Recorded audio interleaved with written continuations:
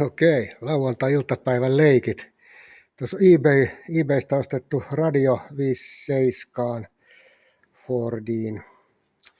Ja äsken mä sain siihen valon syttymään, mutta nyt mä kokeilen toimiksi koko radio, epäilen pahasti, mutta mä tinasin tuossa on toi liitin, mikä siihen laitetaan, kaiutin liitin. Mä tinasin sen tuohon kiinni. Tää on muuten helvetin hyvä tämmönen tinausteline. Ja täytyy vaihtaa kättä lennossa. Toi tulee, missä se on tuolla. Tää tulee tänne. Nyt on vaikea ohjata kameran kautta.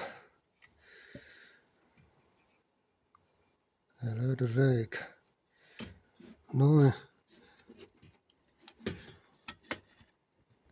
Meneekö se sinne?